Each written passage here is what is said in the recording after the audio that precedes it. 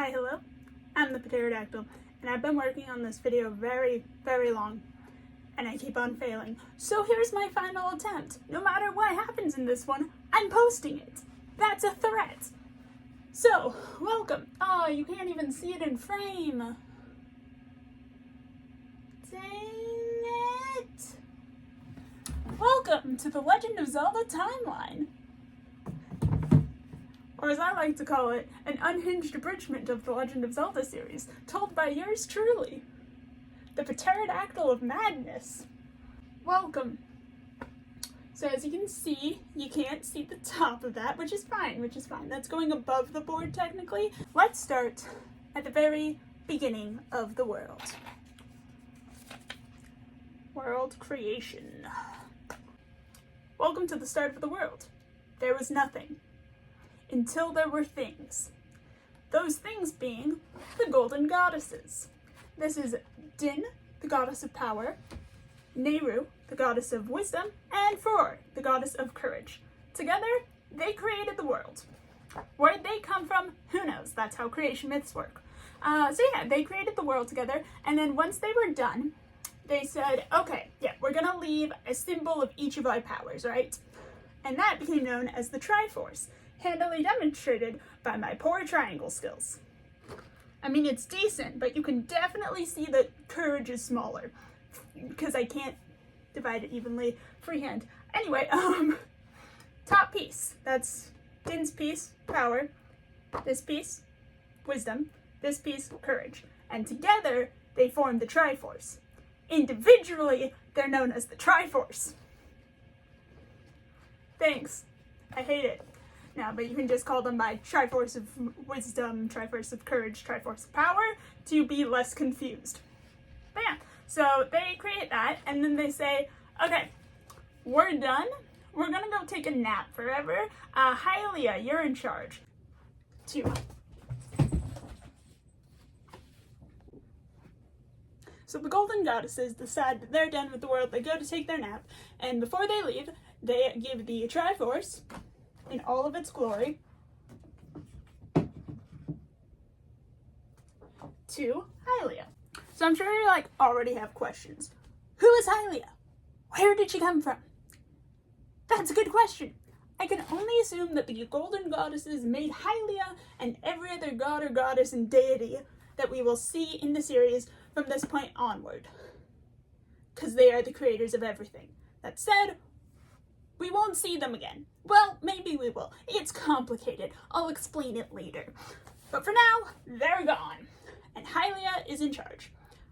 Now you might be wondering, what's Hylia the goddess of?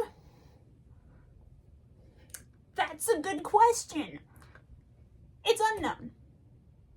She's hypothetically the goddess of time, though I would argue she's the goddess of light. That's more explicitly tied to her than time. We're just making assumptions there, but yeah. But she is a goddess, and she is in charge of the land that will become known as Hyrule. Notes. With Hylia in charge, the world absolutely flourishes. So one of 2 things happened. I either deleted this part on accident, or I just straight up forgot to film it. Either way, I have to redo it, or do it. Either way, I have to now film this. Hence why the board is now blank, because I have spoilers on the other side now. So just pay attention to Bidoof back here. He's cute.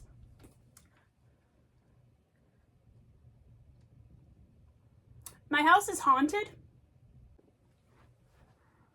My above lights are dying, and I'm not changing that right now. There's too many things going wrong with this segment, so we're just doing the ring light. It actually looks surprisingly good. I'm impressed. Anyway, so I wanted to go over some of the races for Skyward Sword because they're very important. That's a lie. So first up, we have the Gorons. And let me tell you something about the Gorons. They are the perfect creature, apparently. You know how there's that thing in evolution where life will always create crabs or something? Yeah, that's the Gorons. The Gorons are the crabs of the Zelda universe. They're actually just rock people, and they've been here since the beginning and have never changed. Some of you might be like, but wait, the Hylians have been there since the beginning and they've also never changed. The Hylians have divine divine intervention. Also, they have changed. Like, I don't know if you noticed, but like every other game, their ear length changes. And that's confusing. But it's not confusing because secretly, it's because of humans. Because there's a difference between Hylians and humans, and the only difference is the pointed ear. Humans exist. Next, we have the Hylians, who are also called Skyloftians for Skyward Sword, and who also encompass the humans. They are here. They are people with elf ears, or if you're human, you don't have the elf ears. Okay, so these are also just Hylians, but cooler. You have the Hylians, and then the cooler Hylians, and these are the Sheikah. The Sheikah came about because of the next events that we're going to cover, and they are there to do the goddess Hylia's bidding, but sneaky-like because they're ninjas and they're great. But usually many. There's usually just one per game. Maybe two. Unless we're talking about Breath of the Wild. But Breath of the Wild is cheating and way down here, so don't even think about it. We have the Loftwings, who I have yet to cover, but I will, so I'm not going to say much about them yet.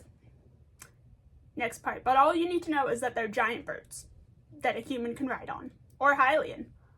Skyloftian, yeah. I just said the same word 3 times, just so you know. Okay. Next, we have the Mogma. Mogma? I don't know how to say their name. All I know is that every time I see one of them, I want to punch them. Like, I don't know what or why, but seeing these guys activates my fight instinct so bad. Anyway, they're actually pretty nice, chill guys. They live in the ground by the volcano is what I was trying to say.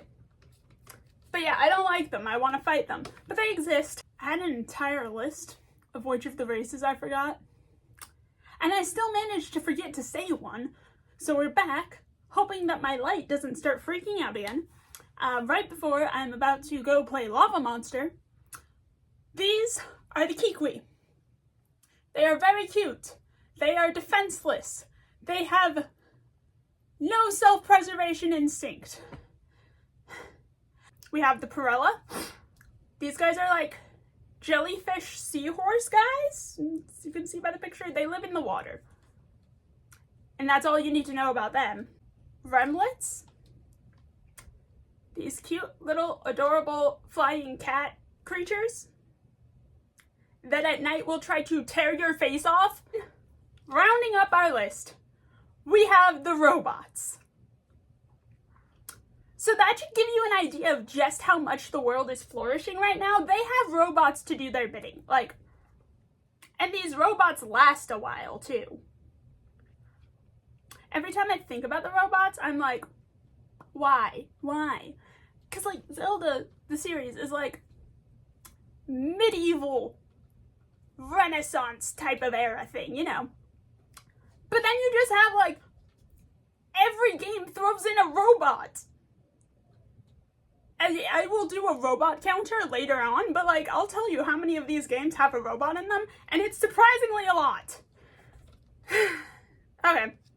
And lastly, according to many internet sources, I should count this as one, but I don't know. I don't think it counts as a race that was there during this era of peace. This is the race that ended it, and it's not even one. It's just a bunch of monsters. This is the demon tribe, and they're here to kill everything. That's not actually their goal. I'll go over their goal in a minute because I know what I've already filmed, and I can't go too into it. But just know, the demon tribe are against Hylia. And that's all you need to know. One day, a giant crack opens up in the ground, and out of it comes hordes of demons. And by demons, I mean monsters. All of the monsters are not from Hyrule. Where are they from? I don't know. Somewhere else where this crack in the ground opened up to. Anyway, along with the demons came their demon lord, their leader, Demise. Or, as my autocorrect desperately wanted it to be, Denise.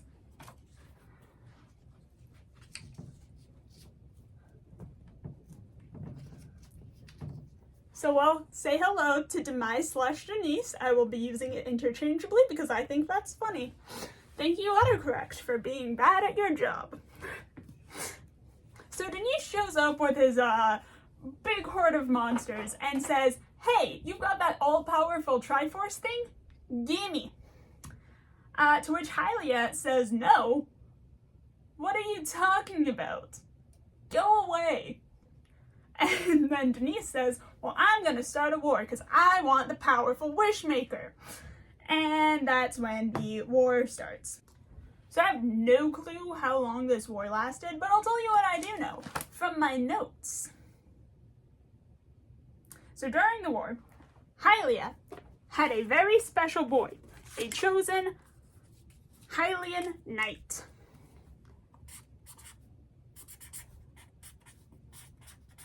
Knight.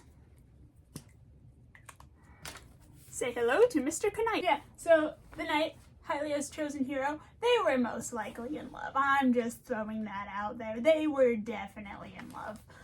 But, checks notes. So, Hylia created a very special sword for her very special boy. A sword that would be able to seal all darkness and defeat Denise, the Demon King. I should start calling him Demise again. That's his name, but Denise is so much funnier. It's so good. Thank you, autocorrect. This sword is going to be called the Master Sword, and it has its very own soul inside of it. Inside of the sword is Fi, and she's the best. So Fi is the spirit of the Master Sword. And during the war is when the Sheikah became a thing, and they would be known as the goddess's chosen guardians, for reasons we will get to later, about here. Right here. Actually, right here at the very end of this, okay? So, the war is going on, and the way that it ended is that Hylia successfully sealed Demise away. She didn't kill him, she sealed him away. And that's a very important and distinct difference. Sealed away deities can come back. Dead deities cannot. Same with people. She sealed Demise away, but by this point, she was already gravely wounded. And we also know that by this point, the hero was either dead or dying. Rip the very best boy, the goodest of boys. He's dead or dying. And so with the last of Hylia's power, she decides to send up a chunk of the earth into the air, along with a whole bunch of humans who are living there. Hylians. Difference. A bunch of Hylians up into the air where they will be safe. And they're gonna stay there until she and her hero reincarnate. Because Hylia didn't use the last of her power doing that. What she used the last of her power doing was giving up her immortal form to one day reincarnate as one of the Hylians up on that floating rock alongside her hero, so that way they could one day kill Denise. And that is the end of the Demon War. Monsters are still on the ground, and Demise's number one right-hand man, literally, because the man is also his sword. In the same way that the Master Sword has its own soul, Demise's sword has its own soul, and his name is Girahim. Girahim? Girahim. I like calling him Girahim because it's funnier, but I'm pretty sure it's wrong. But I'm gonna keep on doing it. So the group of Hylians are sent up in the sky, and they will from now on call their home Skyloft. Very important. These Hylians, from this point on, they will always have a burb companion known as a loftwing, and these loftwings will essentially be their bikes in the sky, but more important, because like the Hylians and a loftwing share a soul. These are your soul birds. They are your soul as a bird. And that's very important. So then time passes. The amount of time is unknown, but it has to at least be 100 years, and I would bet more. So now we actually get to the first game. This is all prelude. Are you guys ready? Oh no, all of these are so out of order. Hold please. Welcome friends to Skyward Sword, the first game in the series timeline-wise. So as you can see, I also added some things. Mini Triforce with a helpful diagram. RIP. Rest in peace these two. Sealed away. This you still can't see. But yeah, we're doing great. So Skyward Sword. Welcome to Skyloft, friends, where things are questionable. This is the land that Hylia sent to the sky at the very end of the Demon War. And it is well above the clouds.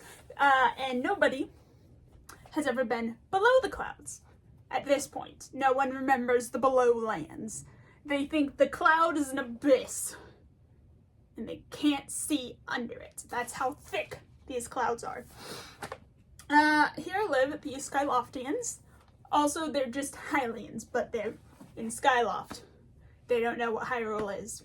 The Skyloft has a mayor and a Knights Academy, and I have to assume that this is a holdover from when they were on the ground, because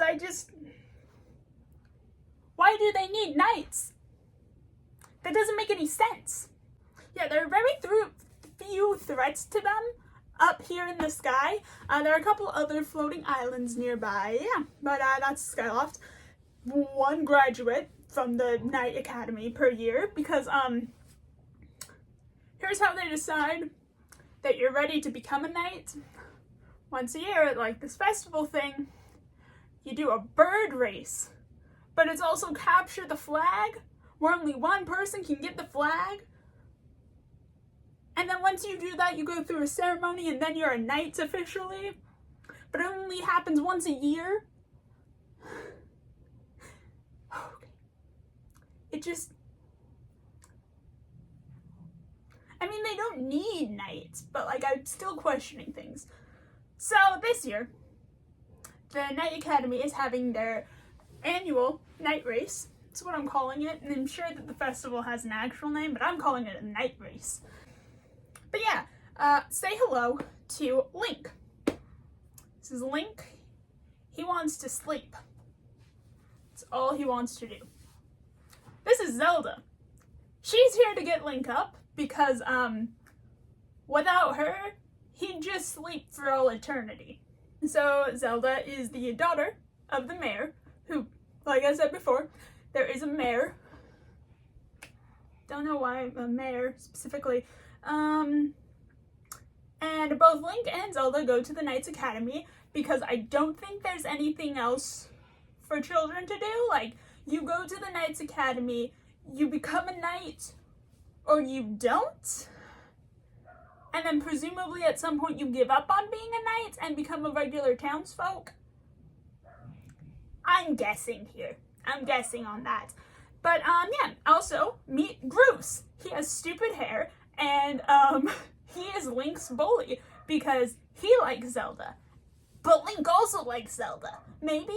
Link is ambiguous, but Zelda definitely likes Link. Doesn't care about Groose. In case you're wondering, as far as I'm concerned, in this game, Zelda and Link are a canon ship. Like, they will go on to have children together, is what I'm saying. Like, it's the closest you will ever get to confirmed pairing in any Zelda game, and it's those two.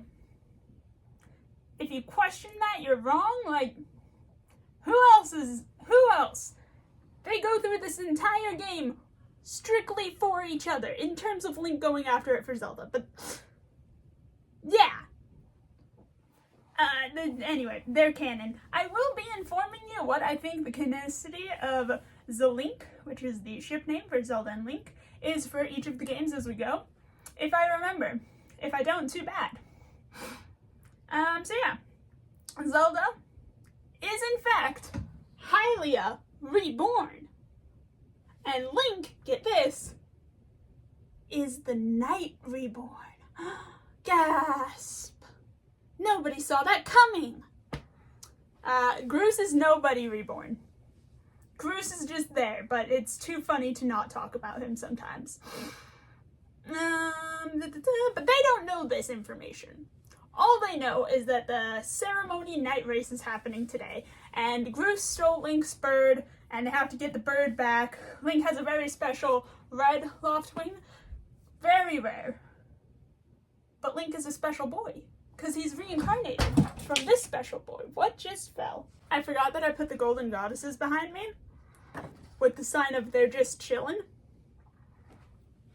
And I knocked it over in my enthusiasm.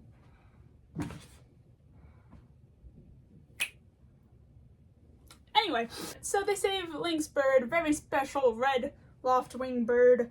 And how the ceremony works is that whoever wins, Zelda meets them at the top of the statue of the goddess Hylia, because that's a thing. They remember Hylia, they still worship Hylia, they have a giant statue of Hylia with their hands like this at the very center of town-ish. Anyway, they meet Zelda there, ceremony, they jump off the platform to their death. Just kidding. And then they use a paraglider to land. But the goal is to pull the paraglider at the very last possible second to show off how brave you are. It's kind of stupid, but I like it. You also have to get right in the center of it. That's the part I can't do. Skyward Sword is a mess because of motion controls. One of the hardest games. But Link wins the game of race, tag, capture the flag, is what I put it as. It's one person is flying their loft wing, and they have a flag attached to their loft wing, and in order to win, you have to grab the flag. Of course, it's you and like 3 other people. In this case, it was Link, Groose, and Groose's 2 goons. They were all trying to get it first. So yeah. Tag, capture the flag. Race. So yeah, Link wins and does the ceremony with Zelda. Blah blah blah. In the ceremony, she represents the goddess Hylia bestowing knighthood upon Link. Which, since she is Hylia, and he is the reincarnation of the knight, less symbolic and more just straight up how it happened. Recreation. Link and Zelda then go on a nice flight together when a tornado comes and sucks Zelda out of the air and throws her beneath the clouds. And Link passes out because all this boy wants to do is sleep. So then he wakes up later and learns that Zelda is in fact missing. Nobody knows where the tornado took her, but they can assume it's down, but they're still looking around. We've got patrols looking for it. And Link needs more rest because, like I said, all he wants to do is sleep. So he goes back to bed. But as he's sleeping, he hears a voice in his head. And the voice calls out to him and leads him to the source of the voice. And it leads him to a hidden spot where a sword is stuck in a pedestal, and this is the Master Sword, and the voice calling out to him was Fi, the spirit of the sword. So Link pulls it, and once he pulls it, the mayor appears in the doorway because people love doing that. And he explains the past, kind of a little bit, and that also Link must be the chosen hero. The reincarnation of the hero, because this is the very special hero sword that's for the very special hero boy, and since Link can pull it, he's the very special hero. And now Link has to go save Zelda, please and thank you. Note, the mayor is Zelda's father. Sorry about my dog barking in the background.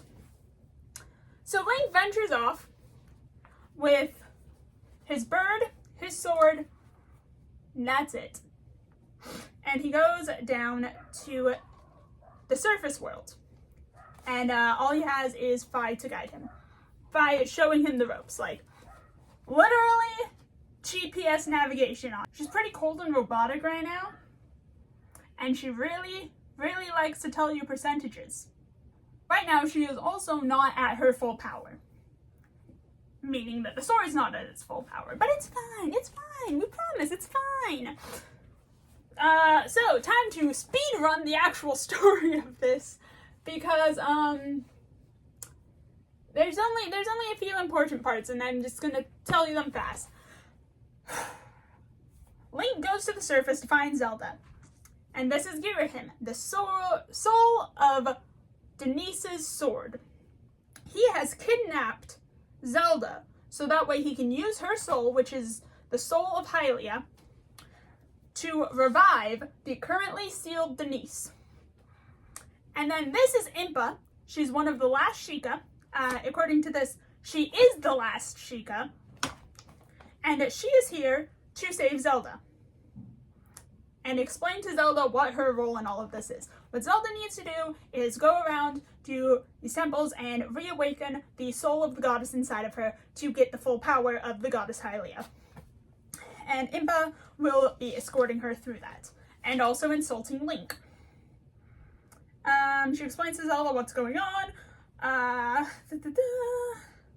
Alright, and at first, Link is just running behind Zelda, trying desperately to play catch-up. Like, he just wants to catch up with her and make sure that his girlfriend is alright. Meanwhile, Girahim, at the end of, each temple area, creates a giant boss to stall Link, so that way he can go kidnap Zelda to steal her soul. And that's what all the boss fights are. And he's also trying to catch Zelda. He's stalling Link to stall for more time for himself. And later, he'll regret not killing Link during one of the boss fights. Those who share the blood of the goddess and the spirit of the Link hero, because he has anger issues they are and wanted to eternally take it out bound on to Link, this but didn't curse. kill him because guess what? Incarnation Link of my is hatred better shall than ever him, and follow he your gets kind. angry about that, Do but not pretends to wander a that Link wasn't blood-soaked better. He was sea going of darkness easy. for Next all time he'll time. kill him. Sure, Girahim. Sure. But along the way, Link also has to reforge Fi's sword body. Right now, it's technically not the Master Sword, it is instead the Goddess Sword. And its final form is the Master Sword. So he has to reforge it by going to each of the dragons in each of the different regions that's vaguely named after one of the goddesses. Also, each region of the surface world is also vaguely named after each of the goddesses. You've got Lanayru Desert, Elden Mountains, Volcano Area, and Faron Woods. And then the dragons are Faron, the water dragon. So technically the regions are named after the dragons, but let's be honest, the dragons are vaguely named after the golden goddesses, so are these the pets of the golden goddesses? Are these part of their souls as deities? I don't know. These dragons confuse me. But no, Furor is the water dragon, which is weird because water blue. Water blue. Why water named after the green one? So maybe that puts a hole in that idea. But no, then Elden is the fire dragon, and Lanayru is the thunder dragon. That's a lot of papers. But I know, this is really weird because it doesn't match what usually, and in the future going forward, what Faron and Lanayru, what their powers will be. Because in the future you will see dragons like that, but Faron or Furor will have the thunder, and Lanayru will have the water, so it's kind of weird. It's kind of weird right now. But yeah, he has to go to each of those dragons, help them out a little bit, so that way they will help him reforge the Master Sword. And then there's also some sort of time travel, but I'm not touching that because we'll touch it later. And also, it is a closed loop as far as I'm concerned. You go 100 years back and present, okay? It closes itself out. It is contained. Skyward Sword is contained with its time travel. We don't need to go further into this. Also, the robots have tiny time travel stones, which when you hit them will make the area go back to its like past version, because you're in a desert and then it becomes greenery, and then the robots will come alive again. And I have so many questions about the robots. So yeah, but here's the main big important thing about the time travel. The impa we see helping Zelda is from 100 years ago. There is also an old lady in I believe it's the Temple of Time, or what will become the Temple of Time. And she's there, she's sitting in front of the Gate of Time and will help you access it. This is also impa, but this is current day impa, hence why she's old. She's over 100 years old, so she's old lady. Versus young impa from 100 years ago, use the portal to help Zelda out.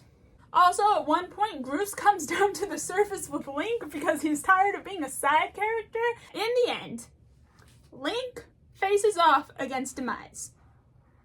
And it's a dramatic final showdown because Girahim does eventually steal Zelda's soul and bring Demise back. Full power Demise versus Link.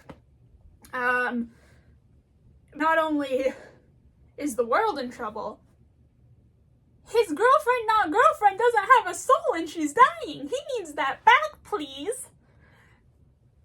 He swears he's in it to save the world, but we all know he's in it to save his girlfriend's soul. So Link battles against Demise, and in the end, he is victorious. He brings Demise down, but he's not fast enough. Before Demise dies, because, yeah, Link kills him. I'm taking him off the board at this soon because, he's gone. You'll never hear from him again. Same with these two. They've reincarnated. We don't need to talk about them as much. That's a lie. Hylia will show up so much more. So before Denise dies, he lays a curse down. And honestly, Link, why didn't you stab him again while he was trying to say the curse? It's just, my boy. And here's Demise's curse, word for word.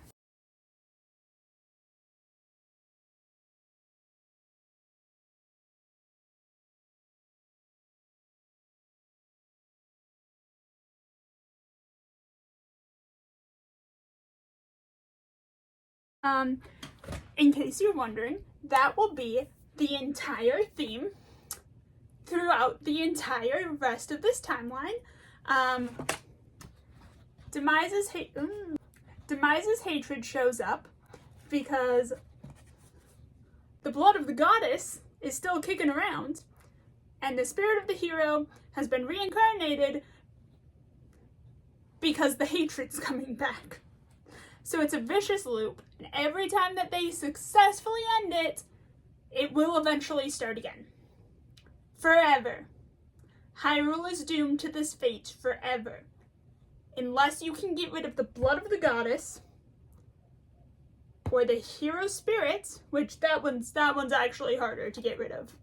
It's forever reincarnating. This one you need to track down a whole bloodline of people. Because the blood of the goddess goes from Skyward Sword Zelda's offspring all the way down through their offspring. And Demise's hatred. We don't know how to get rid of that one yet.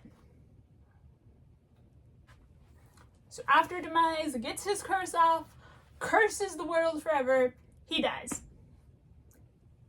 Rest in peace. Not actually. His hatred will forever doom everyone, so there is no peace for him. Or anyone else.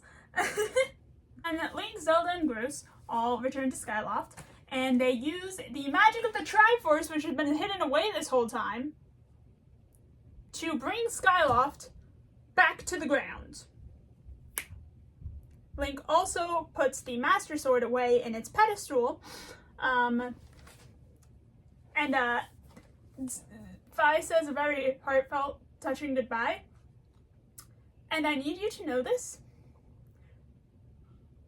For the rest of this timeline, just as the cycle of reincarnation is going on, Fi is in the Master Sword, never saying anything again. And it hurts my soul.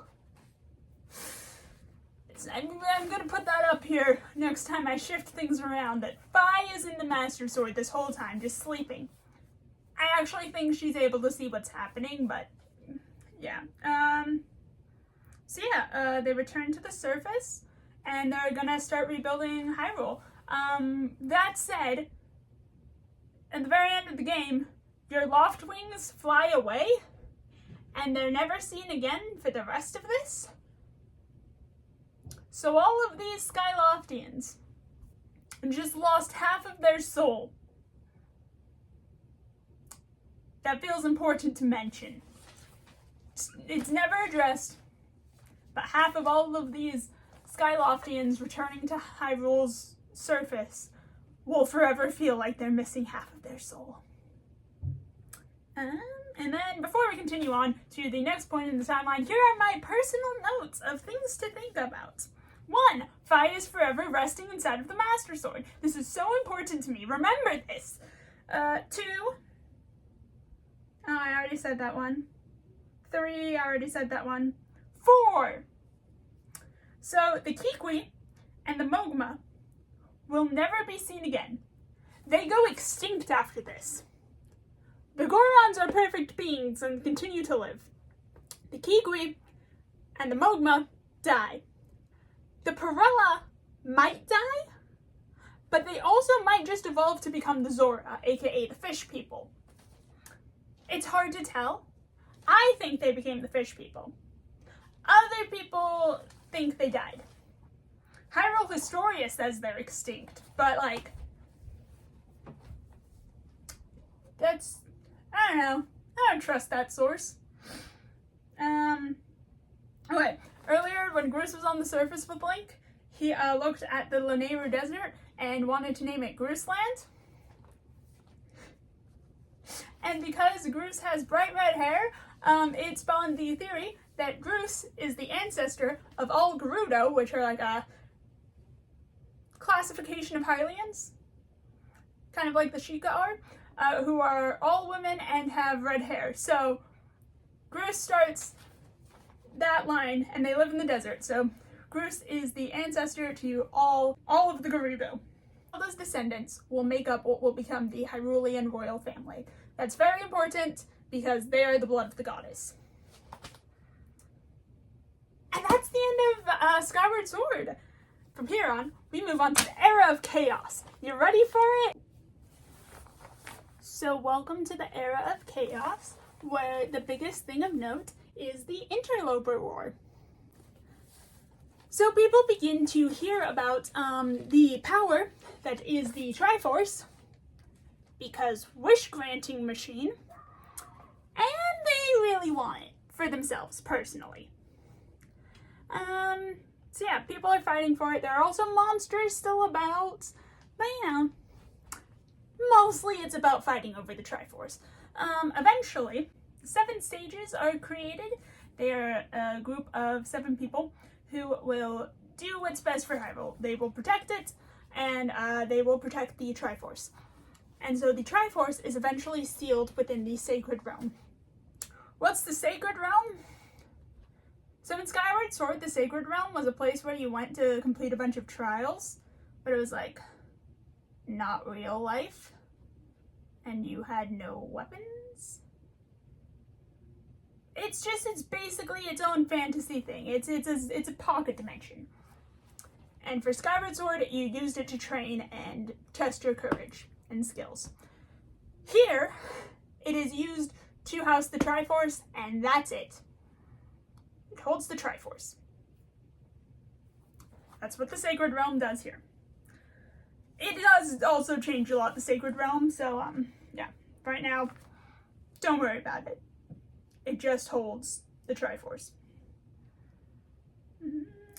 Anyway, a group of very powerful sorcerers wants the Triforce. Because everyone wants the Triforce. if Demise's curse wasn't already in place, like, this thing is guaranteed to start wars no matter what. They want it, and they also want the Sacred Realm for themselves. Why they want it, I don't know. It's a pocket dimension, I guess. I don't know. It's weird, it's magical, no one really knows a lot about it. I guess that's why. But yeah, they want the Triforce and the Sacred Realm, and so they start a war for it. These group of sorcerers would be called the Interlopers, and they were a very big threat to Hyrule. So much so that the goddess Hylia, now I know that Hylia is dead. We can assume that this takes place during the past Zelda's life.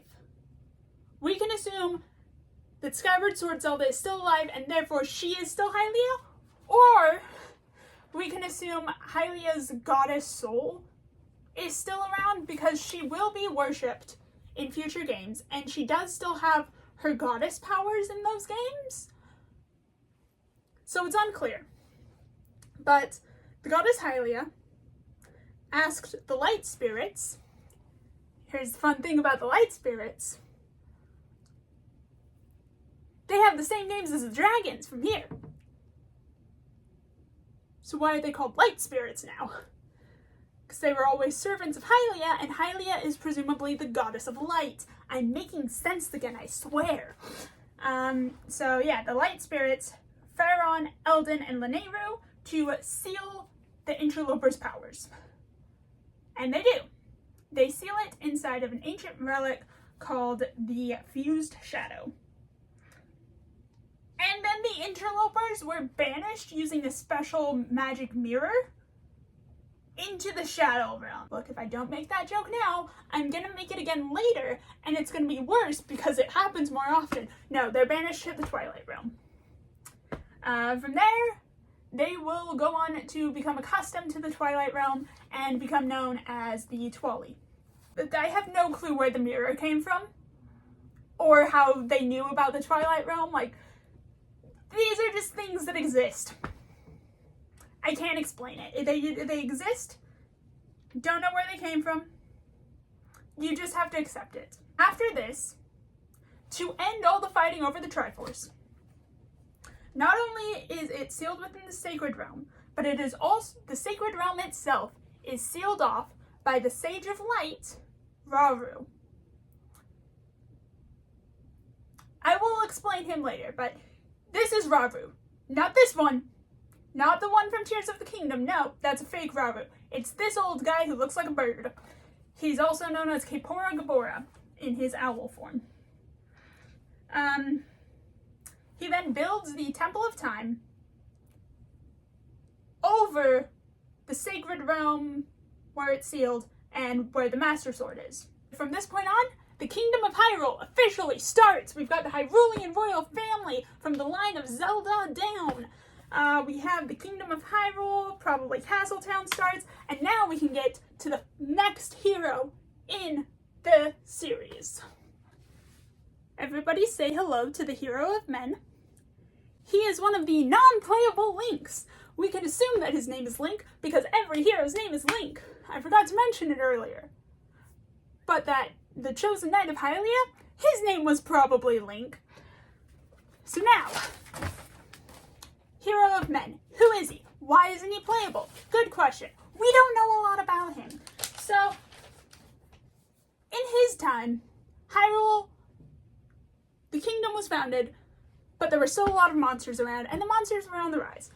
So he worked together with the magical creatures called Picori. Now you might be thinking, where did the Picori come from? Well, joke's on you. They've been here the whole time. The Picori are small, mice-sized creatures who only good children can see. Who every time you've cut a blade of grass or smashed a pot and there was a rupee or a heart or anything inside of it, that was them. The Picori like to leave little presents for people around in grass and pots to put smiles on their faces. And only good children can see them, and that's why we haven't seen them yet, because Skyward Sword Link was in the sky. And also he wasn't a child anymore. He was 17, which according to this series is adult age. So he couldn't see them anymore. Anyway, the Hero of Men teamed up with the Picori. Together, they forged the Picori Blade. And they use it to defeat evil and then seal away all these monsters and their evil souls inside of this box. And then they stick the sword into the box to seal it there forever. Yeah, and then that's the Hero of Men. Short, sweet, simple. We love him. He's great. Hero of Men. Best Link. I'm lying. I have a favorite Link, and you'll know when I get there. Actually, you won't. There's one I'll talk about more than my favorite because he's just got so much more. But yeah, Hero of Men did some good. And then an unknown amount of time later, at least 100 years, but longer, it's been long enough for the truth of the Picori to become a myth and a fairy tale that parents will tell their children, but the parents themselves don't believe in anymore because the parents can't see the Picori, so they don't believe in them. And that leads us to the next playable hero. I would like you guys to prepare for this next hero because he's great. This is the hero of Minish Cap and Four Swords / Four Swords Adventure, but I'll get there. Anyway, this is one hero with 2 games, which is actually more common than you think. I think off the top of my head, only 3 Links only have 1 game to their name. So rest in peace for them. L's in the chat. So, Minish Cap starts as the Picori Festival is about to happen. And it's to celebrate the Hero of Men. And it's been 100 years since the Picori last gave humans, aka the King of Hyrule, or whoever's ruling Hyrule, a present, because that's the only person they actually contact aside from good little children. And this year is 100 years since then, and they're going to give them a gift. In the Picori village, one Picori is working on something special. This is the Picori sage known as Eslo. Side note, you might be wondering what a Minish is at this point. Well, you see, the humans call the Picori Picori. The Picori call themselves Minish. And I think that's because as time progressed between the Hero of Men and Minish Cap, either the humans changed their names, the name of the Picori, or the Picori changed their name to Minish. So that should give you an idea of how much time has passed. I will refer to them as both, so don't be confused. Minish and Picori are the exact same things. It is essentially the same as me saying Hylian and human. Same thing. The Minish sage Eslo is working on his gift for the human king of Hyrule, and it is the Mage's Cap. This hat can grant the power of wishes. So it's a miniature Triforce. The Minish have been around for so long. They have to know that's a bad idea. Like, a war started because of this thing. Twice. It's not a good idea. But he's making this Mage's Cap to give to the Hyrulean royal family. And it's just a bad idea. Eslo has an apprentice, and his name is Vati. And Vati is very interested in the evil in humans' hearts. And he wants to learn more about it. You can question whether or not this is Demise's curse whispering to him. The answer is yes, it is. It has definitely infected him in some way, shape, or form to make him go down this path. But Vati decides, you know, I want that power. I want the power the humans have. And the humans have a very special power that's currently sealed away. It's rumored to have unlimited power. And that magic is the Light Force. Yeah, no, say goodbye to the Triforce. It's also sealed away. See, Vaati is after the all-powerful Light Force. What's the Light Force, you may ask? That's a good question. It's never confirmed what it is. For a little while, it could have been confused with the Triforce.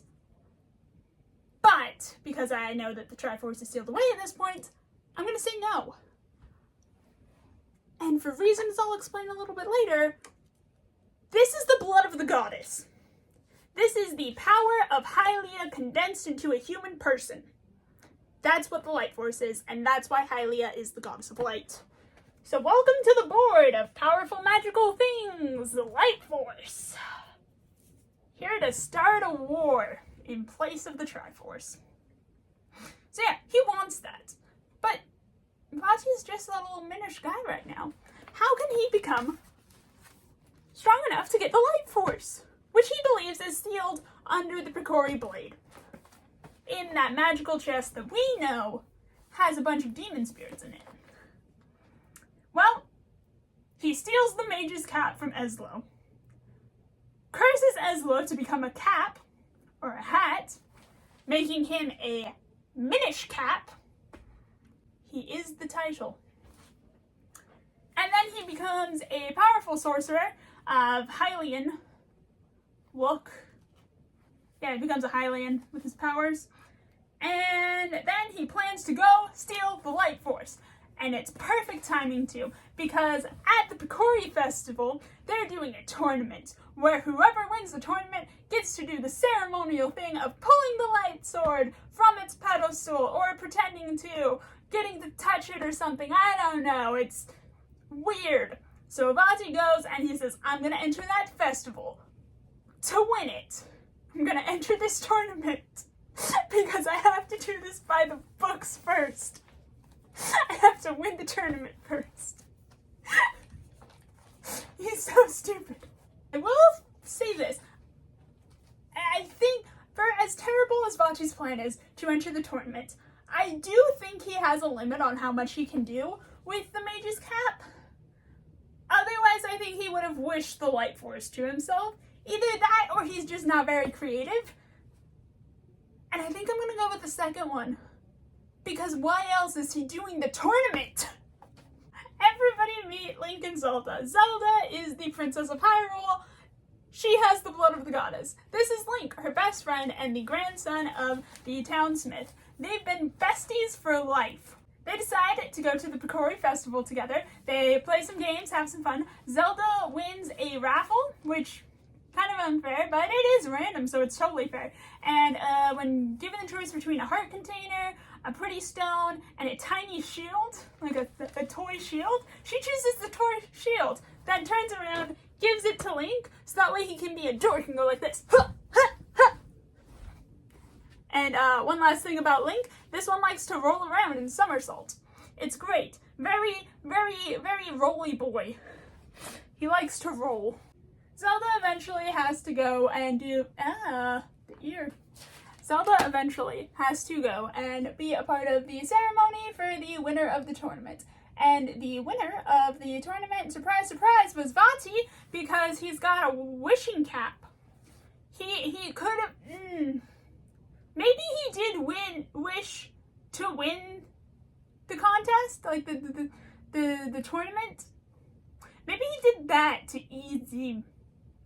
easy straight shot, but still, I don't know, man. So he goes and instantly, you know he's trouble. He comes in and then he just attacks the royal guards as if he shouldn't have done this in the first place. Why'd he waste time with the tournament? I'm so confused. He's so stupid. I love it though. I love that he's stupid. Throws the guards away and goes over to the Picori Blade and realizes the Light Force isn't there. What the heck? and in his anger, he breaks the Picori blade, throws it aside, throws a big old temper tantrum, and he notices that Zelda is not affected by his magic. There's something protecting her, and if you're smart, which Vati is not, you would realize the light force is in Zelda protecting her, and he even recognizes the power somehow, but can't quite place it. He's so stupid. There's no thoughts in his head empty. Having pulled the sword and then broken it, he also lets loose all of those like demon souls, and they're now attacking everyone. And after seeing Zelda's shield thing, he's like, oh, that's a problem. I can't have anyone else with magic around here, so he turns her to stone. Why didn't it protect her from that? Was it just because it was more specialized specifically at her? What's the logic? I don't know. I'm losing my mind here. So yeah, he turns her to stone and then he dips to find the actual light force. Zelda's grieving father, King Daltus, D-A-L-T-U-S, Daltus, asks Link to please take the Picori blade to the Picori because he, as a member of the Hyrulean royal family, knows they are not a myth, and he wants Link to ask the Picori to help him fix it. This is a perfectly logical request from a child for 3 reasons. No, 4 reasons. 1. Link is a good kid. Therefore, he can see the Picori. Also, he is a child. Therefore, he can see the Picori. 2. He's an apprentice blacksmith. So he can help with the reforging, like the Hero of Men did. The Hero of Men helped forge the blade. 3. He is Zelda's best friend, so he has an invested interest in succeeding. He has the motivation. And 4, he's already there. So might as well send the child. So yeah, Link will set off to fix the Picori blade, but the problem is he doesn't know where the Picori live. I'm pretty sure the king pointed him in a direction, and Link just followed that direction, and he goes to the forest, and there he sees a magical hat being attacked by Octoroks. This is Eslo, who, as we note, is the titular Minish Cap, who was cursed by Vati. Link, being a good kid, saves the hat and doesn't question it in the slightest. This is a normal Tuesday. And the hat says, yeah, you helped me. I can help you. Let me lead you to the Minish village. And Link is like, Minish? What's a Minish? Eslo is at first following Link, but Link walks too fast because Eslo can only hop. So Eslo then sits on Link's head for the rest of the game, and he'll talk to Link. Eslo guides Link to a portal to the Minish realm, that being that Link stands on a tree and shrinks down, like a tree trunk, and then shrinks down, and that's the way to get into the Minish realm. It's just so much smaller and kind of invisible. But upon reaching the Minish village, Link doesn't speak the same language as them, so he has to get a jabbernut and eat it, and then he can speak to the Minish. He learns from a different Minish sage that he has to gather the 4 elements: water, earth, fire, wind.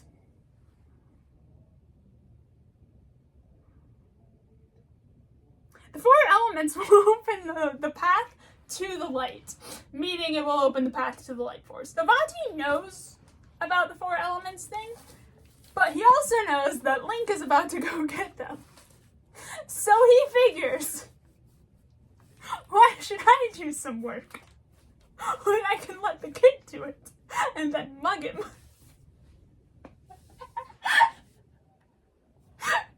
That's my own wording, but still, essentially his plan. So Vati decides to chill. He takes over Hyrule Castle and shrouds it in darkness because he can.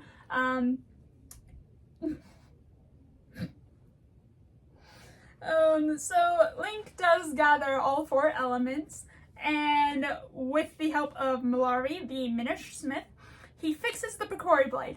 And for reasons, it's no longer called the Picori Blade. From now on, it will be called the White Sword. Which, downgrade of a name, man. Picori is such a fun word. But it's not gonna stay the White Sword for long, because Link then has to go to the Elemental Sanctuary, which is inside of Hyrule Castle. And once in the Elemental Sanctuary, he can then fuse the elements to the White Blade, so that way it will become the Four Sword. Ba, ba, ba. So yeah, the whole time I've been referring to it as the Picori Blade during the Hero of Men's era, that's a lie. It's always been the Four Sword. Yeah, that's its true form. And right now that means nothing. It's just a powerful sword. Same as the Goddess Sword going to the Master Sword. It's just a sword upgrade. I love how much swords change their names and how much they have to reforge swords. Like, you leave a sword alone for too long and it loses all of its magical power. Now reforge it again. In some games, it's literally just the process of forging a sword again. It kills me. It cracks me up.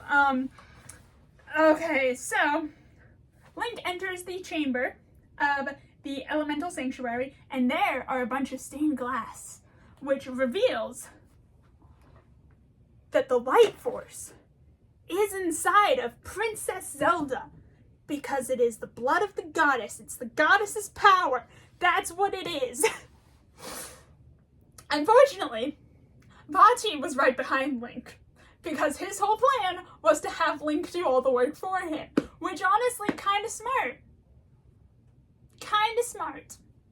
If not for setting up Link to be able to defeat him, because that's what's going to happen. So Vaati goes, he grabs the Starified Princess Zelda, and he goes and he starts to prepare to steal the Light Force from her, which will kill her. Yeah, you can't remove the Light Force from somebody without killing them. It's part of them. It's part of their soul, you know? Vaati planning to steal the Light Force from Zelda and killing her. But here's the thing. Link is better. Like,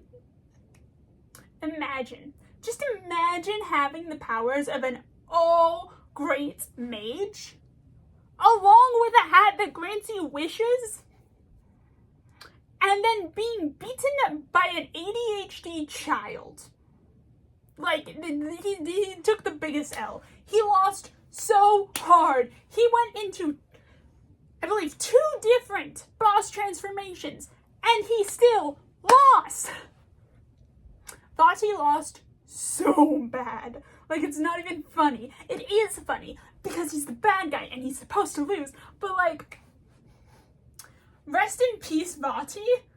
You like, even if you do come back, which he will, you're never gonna recover from this. That is the end of Minish Cap. They seal Vaati away under the Four Sword. And before we continue, I have to talk about something really quick. Welcome to slightly below my normal set. I decided the amount of, I guess fury and rage aren't the right words. Irritation? Yeah, irritation was too much for me to be able to be standing while talking about, so I had to sit on the floor. So welcome to my floor. We will return here come the Hyrule Warriors bubble, so prepare for that. So why am I so angry? What am I angry about? I'm angry at the Four Sword Trilogy, a mini series within the Legend of Zelda series that encompasses Minish Cap, Four Swords, and Four Swords Adventure. Or, to make it easier on myself, Four Sword will be FS, and Four Sword Adventure will be FSA.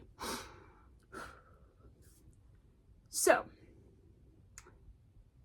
between these 3 games, it's just 2 sets of Link and Zelda. So they wanted to split it up. They did not want to have the same Link and Zelda fight Vaati, the villain of this miniseries, 3 times in a row.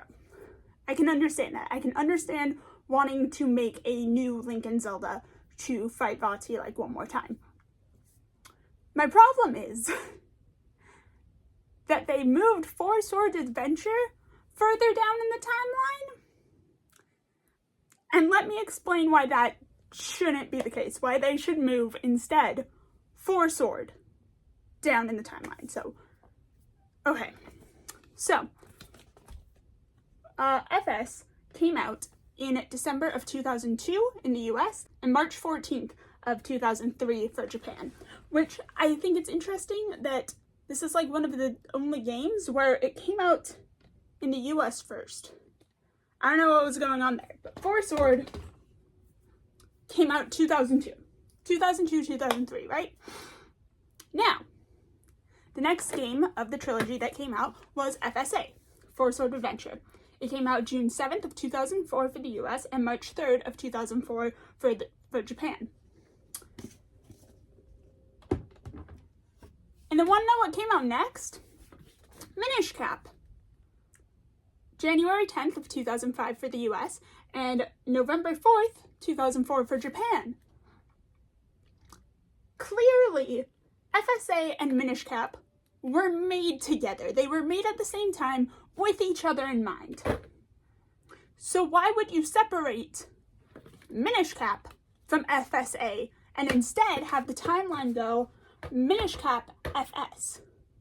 That doesn't make any sense. And it's not as if there's a major story reason why FS has to go next. If anything, FS has less story and therefore less connection to Minish Cap than FSA does. Especially since in FS, they described Vati as having kidnapped maidens in the past, which, like, yes, for both of the 4 Sword games, Vati completely forgets about his life as a Minish. That's erased. But this one is the one, FS is the one that explicitly says that Vati has in fact kidnapped a bunch of princesses before. Sorry, not princesses, maidens. Maidens before to marry. FSA does not. And if you'll note, Vati has not done that in Minish Cap. He kidnapped Zelda once, and that was it.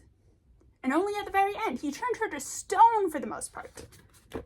It would make more sense if you did 4 Sword Adventure, where Vati does kidnap beautiful maidens and Princess Zelda, and then is defeated by Link. And then, later on in the timeline, you have FS 4 Sword happen, where it is explicitly told to us that Vati has kidnapped beautiful maidens before to make his wives, and that a mysterious young hero came along, used the 4 Sword, and saved the maidens. That isn't explicitly told to us in 4 Sword Adventures, but it is in 4 Sword.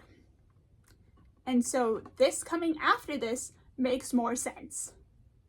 And admittedly, whenever I have talked about the Zelda timeline in the past, I have said it goes Minish Cap 4 Sword / 4 Sword Adventure because I believe that 4 Sword Adventure is kind of just a remake of 4 Sword with more lore, with more story on it, which isn't incorrect.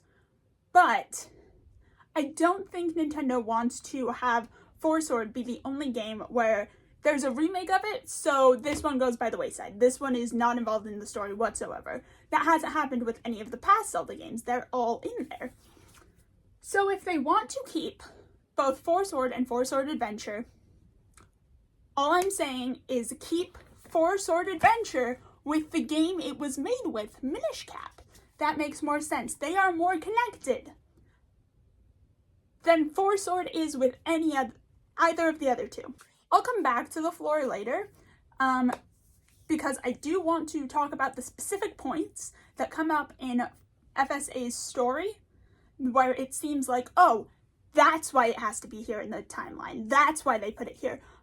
I have a pretty good argument against all of those, except for one, but then I thought harder about it and came up with another good argument, but I think it's going to go in the Hyrule Warriors bubble, because the Hyrule Warriors bubble is where I can rant more, and where I can take all the pieces of the timeline and combine them, and you do need context from later games a little bit.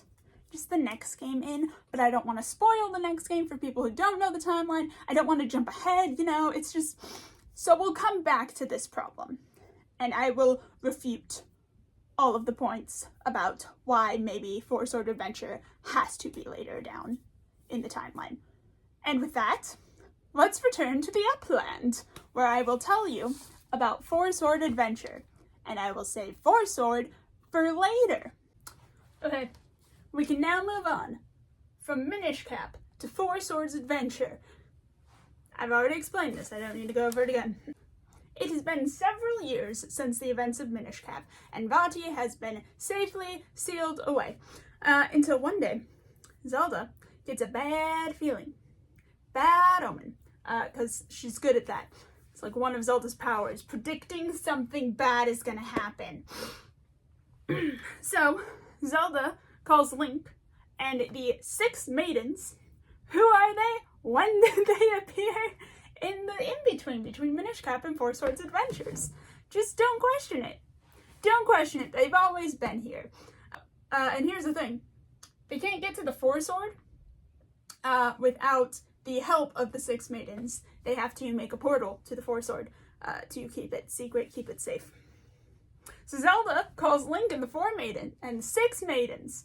I'm so used to saying 4 now, it's the Four Sword, and the 6 maidens, and they all meet up at the sanctuary for this Four Sword, and they open the portal, and Link is about to go through when, gasp, somebody else comes through. Now, it's not Vati. It's not. It's instead a shadowy version of Link. Everybody say hi, hello to Shadow. This is Link's Darkness. He's a little edgy boy, and he's gonna be our main antagonist for all of this. Main antagonist, I say, knowing full well he's 3rd in the chain of command in this game. Shadow Link appears. He seals away the 6 maidens and Zelda, and then taunts Link until Link pulls the Four Sword. And that releases Vati. And at the same time Link pulls the Four Sword, he splits into 4 color-coded versions of himself. We've got green, blue, red, and violet. And if you can't tell, that's why I'm wearing a very colorful shirt. And I don't know, it's not reflecting well in like the camera, but I did do my eye makeup to get as close to like green, blue, red, violet on this side. Don't know if you can see it. I'll know when I edit this. So, from now on, I will not be referring to the 4 Links as Link. These are now the colors, because it's easier that way, and when the entire timeline is filled with different Links and Zeldas, you take every chance you can get to call them by something else, okay? So Vati eats the colors away from him, and eventually the colors are woken up by this giant owl. His name is Kapora Gabora, and we will talk about him again here. If you'll note, Kapora Gabora, I also mentioned here. He is the Sage of Light Rauru in owl form. And yeah, he's here to tell Link what happened. Yeah, so Kapora Gabora tells the colors that Shadow Link, I'm just calling him Shadow from here on. I just realized I'm one slip up away from calling him Shadow the Hedgehog, and that's funny. Shadow is causing all of this chaos, and Vati is free, and the 6 maidens are sealed away. They're also sealed away in different locations, because that's how you don't instantly get taken down. That's how you give yourself a little bit more time to come up with an evil plan and fulfill it. So Link has to free the 6 maidens and collect a bunch of Force Gems to power up the Four Sword to its full ability, because magical swords, even if it's just been a few years, they instantly lose all of their magic and have to be powered back up. Downside of swords, magic swords specifically, and everything in Breath of the Wild. Colors need to save each maiden, And as they save each maiden, they get a little bit of information about what's actually going on, because I don't know why the maidens know this. I assume that while they're like in wherever they are, either Shadow or Vati is just going like this,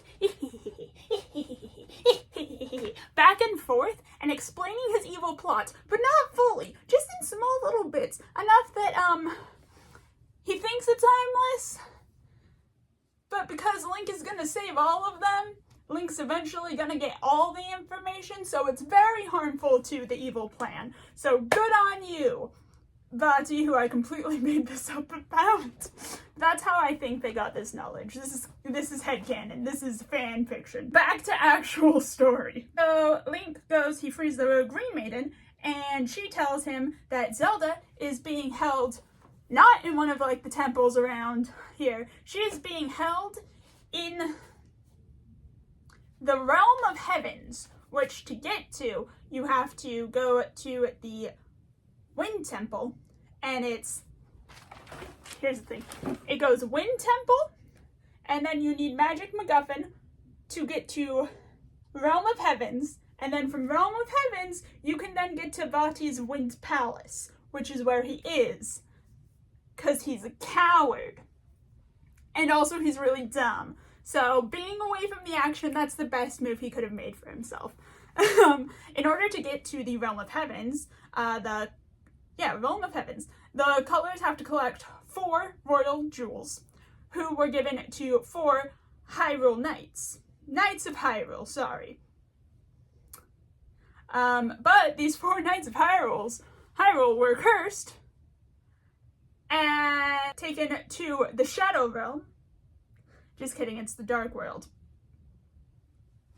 But like I said, I'm going to take every chance I get to make that joke if I don't make it now, and that's going to be a real problem come about here in the timeline. So the Dark World, also about here. This side's fine. So they're sent to the Dark World, but the Dark World is like not actually what we know the Dark World as. It is instead just a shadow over part of Hyrule, including the castle. So that's another set of MacGuffins that Link has to get. Next, the White Maiden is found within the dark world of Hyrule. And she tells Link about the Dark Mirror, which is where Shadow originated from. So Shadow's from this Dark Mirror. It was long ago used to seal some kind of great evil, and that's where Shadow is coming from now.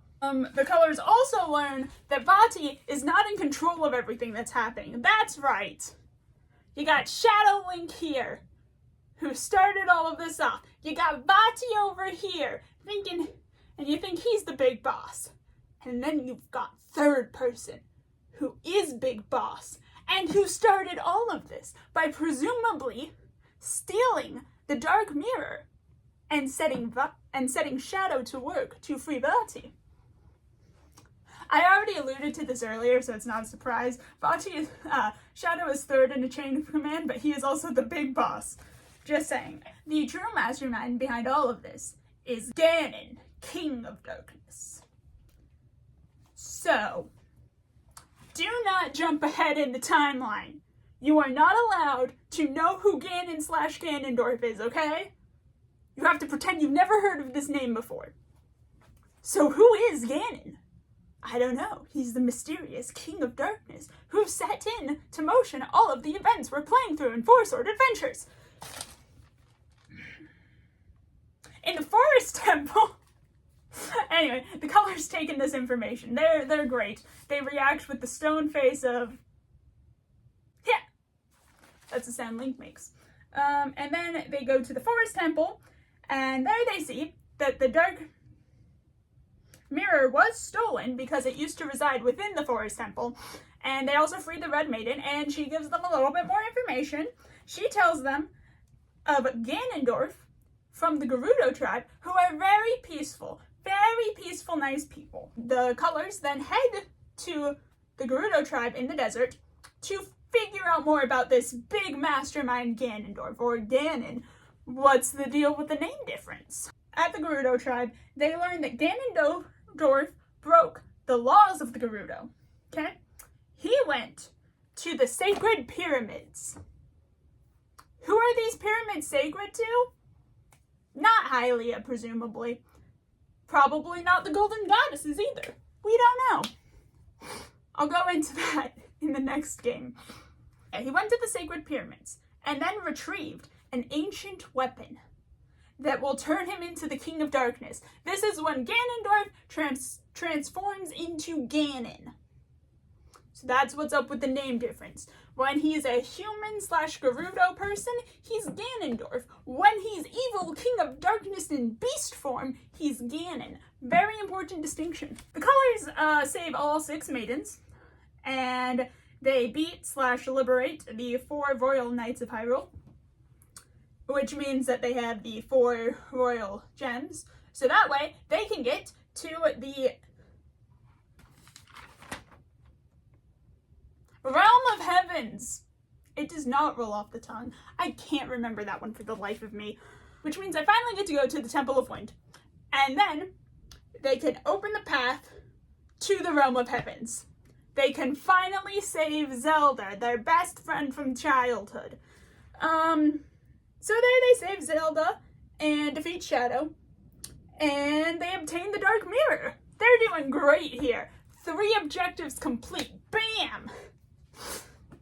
And then Zelda, from the Realm of Heavens, creates a rainbow bridge that will take them from the Realm of Heavens to the Palace of Winds. Yeah, Palace of Winds.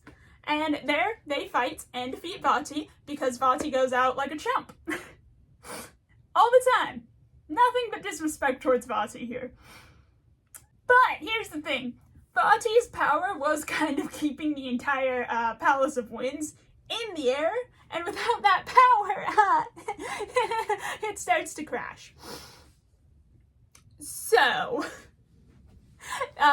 Zelda and the colors flee, and they get to the Temple of Wind, and as they're fleeing, they hear Ganon's voice, mocking Vati for being weak, because like I said, nothing but disrespect for Vati. Ganon also mocks them a little bit, and just before they actually make it out of the Temple of Winds, which is also crumbling, the floor caves beneath them, and they all land in a dark room where Ganon is waiting for them. He's ready to fight. That said, Zelda is also ready to fight. She's been passive this whole game. She just wants to punch somebody. So she goes to try and seal Ganon, which he deflects and then captures her. And to which the colors are then like, oh, dang it. It would have been easier if she stayed by our side and we could have all punched him together. But no, they save Zelda halfway through the fight, and then she joins in the fight to help them seal away Ganon. And together, the colors, Zelda, and the 6 maidens are all able to seal Ganon away. And that's it. Link puts away the 4-sword, fuses back into one person. Yeah, goodbye, colors. You will be missed, sweet princes. And that's the end of 4-sword. Yep. Now we get to move on to our next plot point in the timeline. With Minish Cap and 4-sword's adventure done, we move on from the hero of the 4-sword / the hero of light / the hero of the Minish. Not quite sure on what his title is, gonna be honest. We move on to the Hyrulean Civil War. Not much is known about the Hyrulean Civil War because it lasted a really long time, and it's also not an inventive of games. But I can tell you what we do know. We do know that it was a civil war fought in Hyrule. So that means that presumably all of the races of Hyrule were fighting, and probably different infactions within those races were fighting. We know for a fact that the Gerudo were against the Hyrulean royal family. We know that for sure. We do not know, off the top of my head, the alliance of the Zora or the Gorons, where they fit into it. Yeah. We do know what the Sheikah were doing. They were committing war crimes for the Hyrulean royal family, presumably gathering intel, kidnapping, torturing people, executing prisoners. You know, war! We know this based on context clues of the Shadow Temple, which is where the Sheikah would perform such heinous actions. Let's move on to the end of the war. The war ends when all of the different factions and races unite under the banner of the Hyrulean royal family, that being the line of descendants from Skyward Sword Zelda. We know that because they still have the blood of the goddess in them.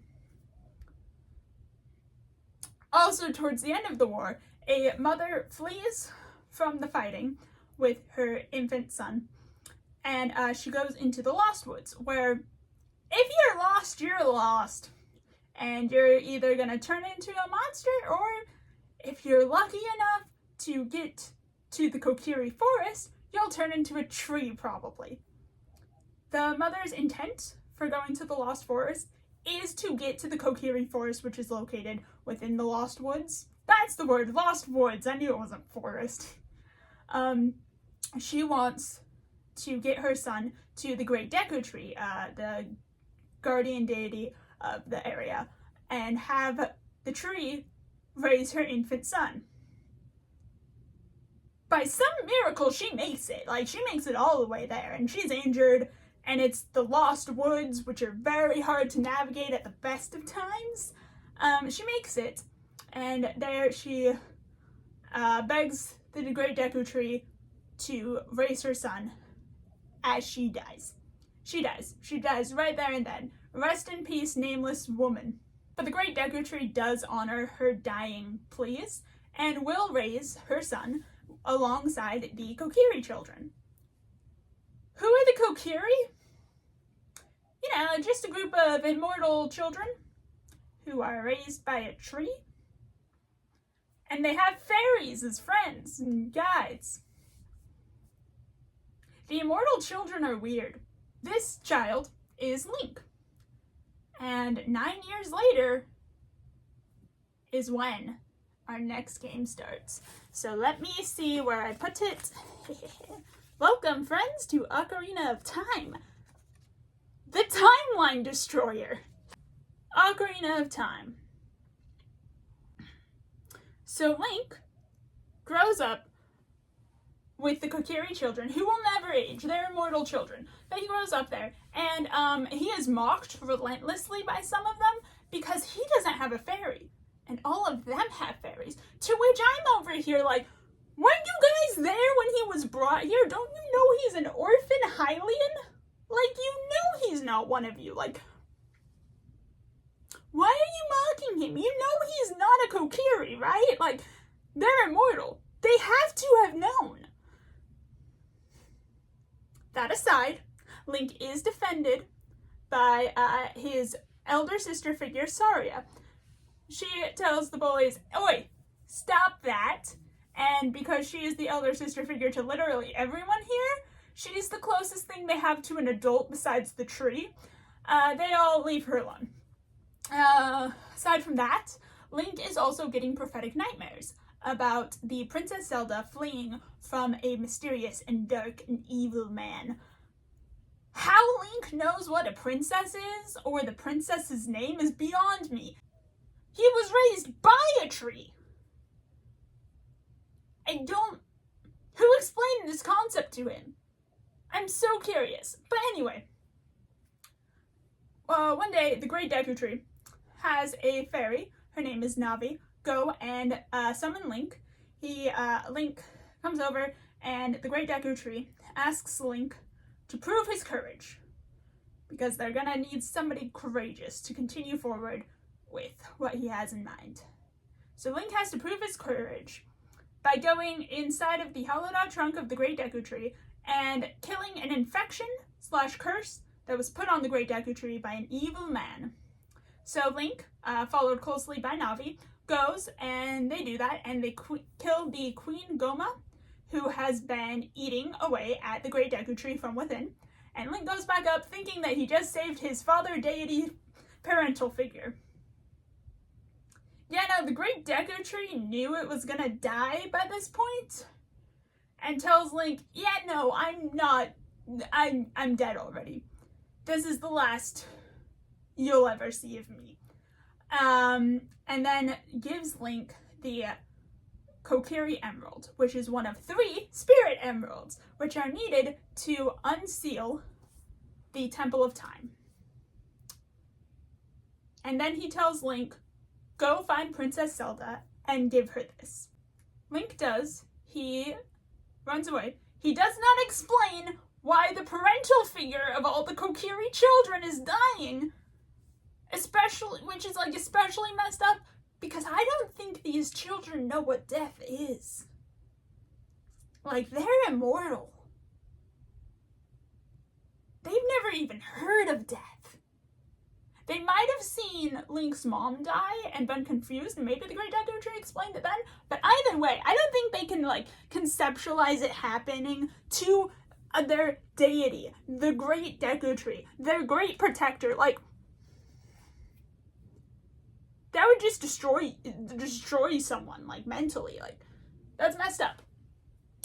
So Link heads to Castletown. It's all bustling and lively, and he learns that you cannot just show up to a castle and expect to be let in.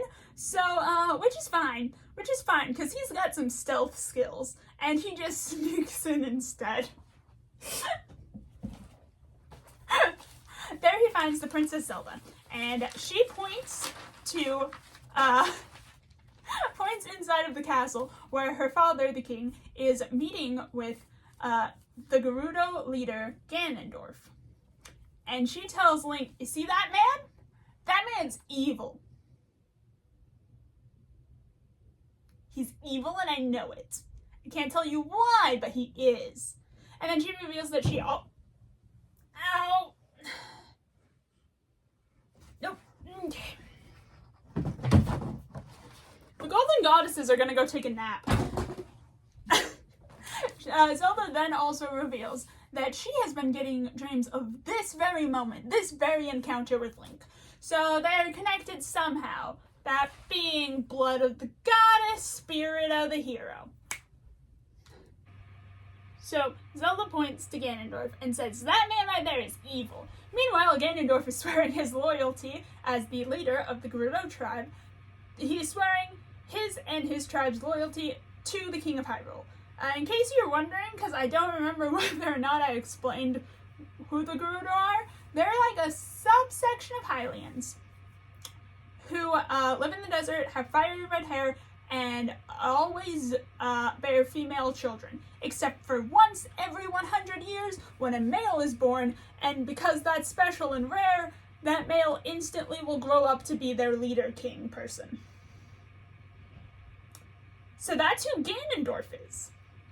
He's the one male born every 100 years, for right now. Zelda fully believes Ganondorf is evil. And she's right. Yeah, the 10-year-old is in fact right, because Ganondorf wants the power of the Triforce! It's back! I also got rid of the Light Force. But it is very important that you know that the Kokiri are in fact still around, leaving you little tiny presents, and I love it. But here's the problem. The Triforce is sealed in the Temple of Time, and Ganondorf can't get in there without the 3 spiritual gems. So his plan was to bargain with the 3 leaders who had them. That being the Great Deku Tree, the King of the Zoras, and Darunia, the Chief of the Gorons. Except all 3 of them denied him. So he put a curse on each of them. He put the curse on the Great Deku Tree that had the Queen Goma eating him from the inside. He cursed Jabu Jabu with another parasite. I don't know that one's name off the top of my head. And then he also, for the Gorons, he summoned a bunch of dongos, these like lizard dog things, and then also summoned the King Dongo to try to eat all of them. Yeah, Zelda knows that Ganondorf is evil, even without knowing what he did to the 3 leaders of the other races. But she has a plan. She knows what he's after. She knows he's after the Triforce, and she knows that he needs the 3 spiritual stones. And now that Link has 1, she has a plan. She is gonna beat him to the punch. She's gonna get the other 2 stones, get in there, get the Triforce herself. Get wrecked, old man. So she sends Link off to do her bidding because she's a princess and people would notice if she disappears. Presumably that's the reasoning. The actual reason is that you play as Link and you're supposed to get them, so. Anyway, Link heads off. So first, he goes and he helps the Gorons, helps Chief Darunia. He cheers up Darunia first, because at first he's not allowed in, because Darunia is grumpy. Link cheers him up with a song, Saria's song, his best friend sister figure from the Kokiri Forest. She gave him a very special song that anytime Link plays it, he can talk to her whenever he wants. Kind of weird. We love magic like that. Anyway, Link goes in, he defeats the King Dongo. And then he goes to the Zora. The parasite inside of Lord Jabu Jabu, his name, it's called the Baronade, and it is slowly sucking the life force from Lord Jabu Jabu, the deity of the Zora, just like Queen Goma was for the Great Echo Tree. So Link decides he's going to stop it, and to do that, he has to go inside of Lord Jabu Jabu. Yeah, kind of weird. But inside of there, guess what? Is the princess of the Zora, Princess Ruto. She's about the same age as Link, and she accidentally got eaten by Lord Jabu Jabu. And maybe she's trying to stop Lord Buried, the parasite thing. I don't know why I called it a lord. It's not. It's just a parasite. But Link saves her, also defeats the parasite, and after this, Ruto gives Link the Zora Sapphire. The Goron's was the Goron Ruby. She gives him the Zora Sapphire, and here's the thing, she's really embarrassed to do it because that is a symbol of engagement to the Zora. Somebody should have told this 10-year-old that because he has no clue what marriage is. He was raised by a tree. So Link gets back to Hyrule Castle only to see that Ganondorf has stormed in to steal the Triforce. He also has to steal the Ocarina of Time because he needs that to open the Temple of Time. So yeah, he needs 3 stones and the Ocarina of Time. But the Ocarina is with Zelda, and Zelda is fleeing on horseback with her, what's the word? Her caretaker Impa, who is one of the few members of the Sheikah that are left after the Civil War that we know of. There could be more that they're just hiding because they're sneaky ninja people. But as Zelda is going over the drawbridge, she sees Link and throws the Ocarina of Time into the water so that way Link can get into the Temple of Time first and get the Triforce first, and then defeat Ganondorf. Ganondorf, meanwhile, is right on her trail. I don't know how he didn't see her throw something into the water, but he didn't. He's just narrow-minded, focused on the goal. But Link tries to get in his way, and Ganondorf brushes him off and continues forward. And this is Ganondorf's biggest mistake. He should have just run over Link with his horse, and then nothing else would have happened. Link gets to the Temple of Time, and he plays the Song of Time to open the Door of Time. It's so much of time. Anyway, on the other side of the Door of Time is the Master Sword. And you need to pull the Master Sword with the spiritual stones to unseal the Triforce. Link grabs the Master Sword and pulls it out. which is impressive because only the prophesied hero of time will be able to do that, meaning only the one with the spirit of the hero, the soul of the hero, will be able to pull the Master Sword again. That's kind of Fi's whole thing. And he's deemed worthy. But a few things go wrong.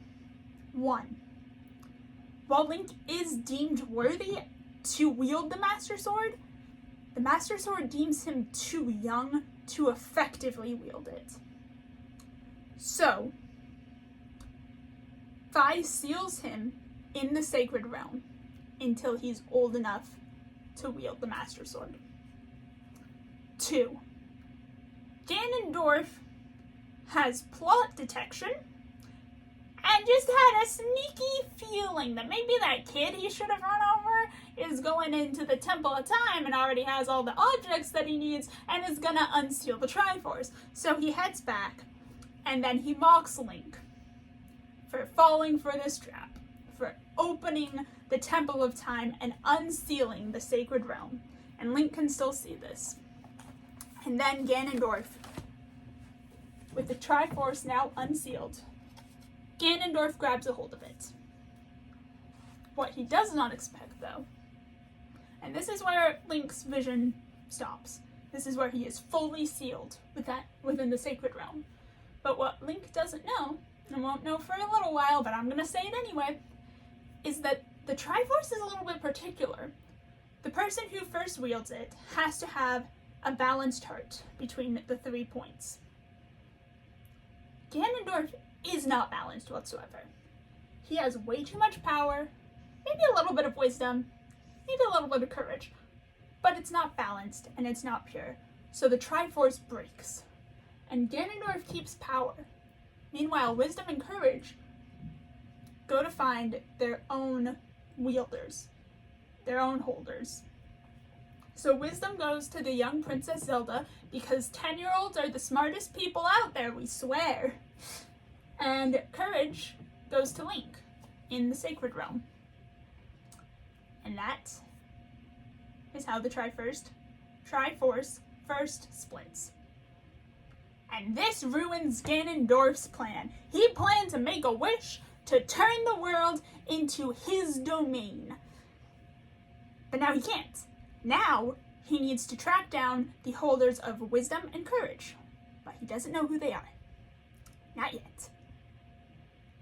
He gets a feeling that Princess Zelda has one of them, or at least has an idea of where they could have gone. So he's gonna spend the next 7 years hunting her down. Well, Link awakens within the Chamber of Sages, and he is awakened by the Sage of Light, Rauru, also known as Kaepora Gaebora. The Owl Man's back. Rauru catches Link up on what happened, why he's here, and the fact that now that Ganondorf has taken over, the only way to seal him away is to awaken the rest of the 7 sages. Rauru is already awakened, so you just need 6 more. And guess what? It gets even easier, because Princess Zelda, with the blood of the goddess, they don't say that specifically, but that's the implied reason, she will be the leader of the 7 sages, and therefore she's already awakened, so you just need to awaken 5 of them. How great is that? Rauru gives Link the Light Medallion, which is a symbol of his power as the Sage of Light, and sends Link back to the Temple of Time 7 years later. Link is now 17 years old, an adult, and therefore worthy of wielding the Master Sword. Waiting for Link in the Temple of Time is Sheik. Sheik is one of the last Sheikah, and is a cool ninja person. Sheik refills Link in about what Ganondorf has been doing, and how he took over Hyrule, and that Link has to awaken the remaining 5 sages, and then leaves. So Link has to go to each of the sages' temples to release the curse that is on the temple. Like, there's a specific boss monster he has to beat, and quell the curse going on for that area, and then awaken the sage at each temple and receive their medallion. And in order to do this, in order to solve some difficult puzzles, Link has the power, thanks to the Master Sword and the Ocarina of Time, to go in between the present, destroyed Hyrule, and the past, before he pulled the Master Sword. This helps him learn new information and solve some puzzles, set things up. It also creates one of the best paradoxes I've ever seen. It's self-contained and I love it. Let me tell you about this. So there's this guy in a windmill, and you need the windmill to be like blowing fast or whatever. But you can't do it as a child, and that's when you need in the child time, you need it to spin. But you can't do it. So you go to the adult, you talk to the guy at the windmill, and and now it's spinning fast, and he goes, 7 years ago, this kid came along, played this song, and made the windmill go crazy, and I've been crazy ever since then, and then teaches Link the Song of Storms. Link then goes to the past as a 7-year-old child, 7 years back as a 10-year-old child, plays the song in front of the windmill guy, and drives him insane. So Link taught the guy the song that Link only knows because that guy taught him the song. It's a nice little loop. I like it. Song of Storms paradox. First up, I'm going to go through the stages in order of their temples. First up is Saria, Link's big sister figure from the Kokiri Forest. She reaches out to Link via the magic song, and she fills him in a little bit about what happened for the Kokiri in those 7 years. So after the only adult, the tree, died, some of the Kokiri, Mido, his bully, started blaming Link for their lack of a parental figure, and both Saria and Mido decided to head into the Lost Woods to look for the Forest Temple. Why? I don't remember. Something, helping themselves something. So Link heads into the Lost Woods, and he runs into Mido first. And Link reveals that he has Saria's song, which means that he is cool with Saria, which I don't know why Mido didn't already know that. And apparently that clears Link's name of having killed the adult. That clears him of all guilt. And it wasn't Link's fault that the Great Deku Tree died, and Mido was spreading those rumors for no reason. But how is knowing this song the way that he proves himself as innocent? I'm confused. I just have questions. So Link then heads past Mido and into the Sacred Forest, where the Forest Temple is. And turns out that Saria already has a connection to this place, as it's called Saria's secret place. It's where she likes to go to get away from everything, kind of thing. And Saria has already gone inside of the Forest Temple, and Link goes in after her. He beats the boss of the temple, which is Phantom Ganon. It's like a ghostly version of Ganondorf. And this allows Saria to awaken as the Sage of Forests.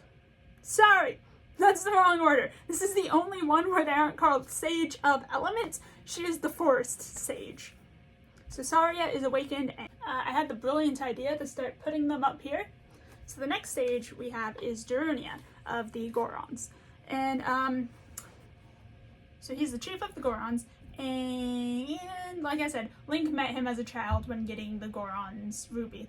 But after Link helped with that, Darunia decided to name his child after Link.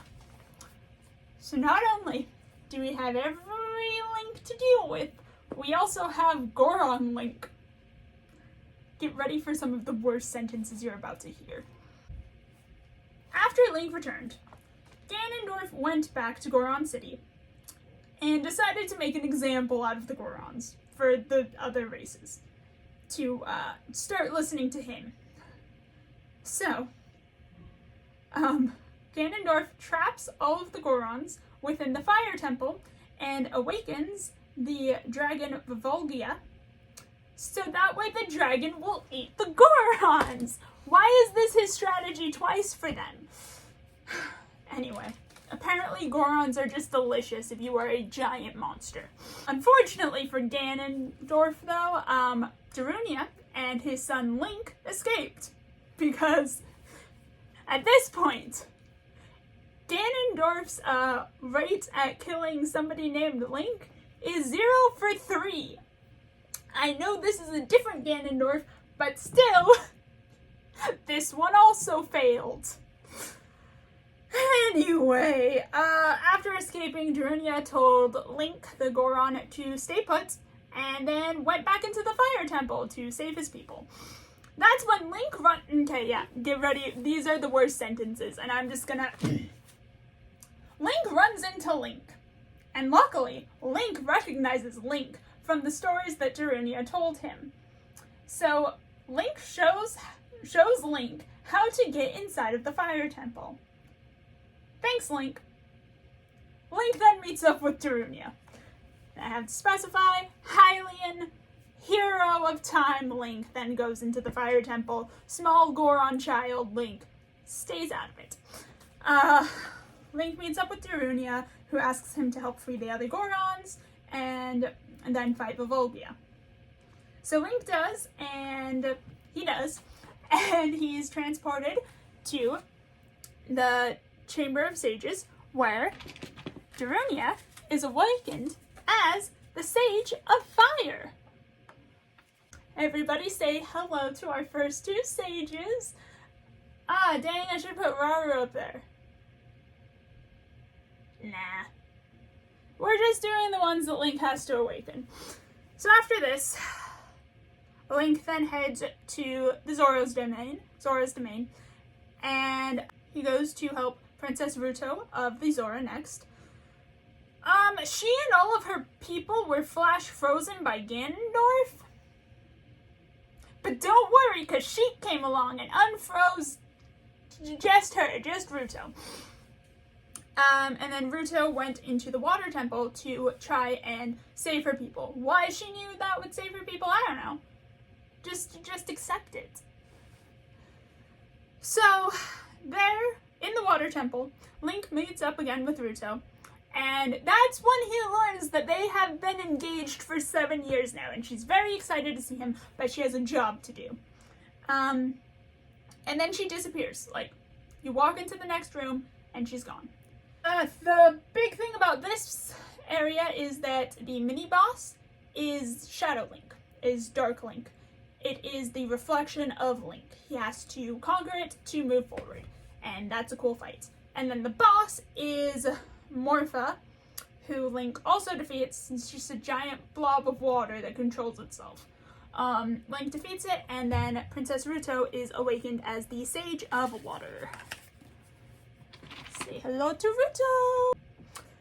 So you might be wondering, we're kind of running low on races for the next sage to be. We've already gotten the 3 stones, so what's next? The answer is Zelda's handmaiden / attendant / nanny / caretaker, Impa. A member of the Sheikah who was raised in Kakariko Village, where the Shadow Temple is, where they did a lot of messed up stuff for the royal family. But it's fine. Years and years ago, Impa had locked away a great evil in the Shadow Temple, and with Ganondorf on the rise and the like, she realizes, yeah, it broke free, and heads back to the Shadow Temple to defeat it. When Link gets to Kakariko Village, the home of the Sheikah, though it's mostly empty, he runs into Sheik, and Sheik tells Link that Impa has gone into the Shadow Temple, so Link goes in there. He was already going to go in there anyway, that's like the next temple on his list. And he makes his way through the Shadow Temple to the boss, Bongo Bongo. The name is stupid because it just makes me think about playing bongos, but it's kind of messed up. He defeats Bongo Bongo, and Impa is awakened as the Sage of Shadows. So welcome to the board, Impa. Ow! I poked my finger. So welcome to the board, Impa. So we're officially out of races that Link has interacted with in the past. Unless you take into account that Link is also time traveling back and forth, to which he meets a member of the Gerudo tribe. The second in command, the would-be leader if Ganondorf didn't get instant privilege as being the one male-born, Nabooru. She is actually opposed to Ganondorf's way of thinking, and she makes that known. And Link meets her in the past, and he helps her out a bit. Let me see what I have in my notes here. Her plan was to infiltrate Ganondorf's group of followers and then, like, take him down from the inside.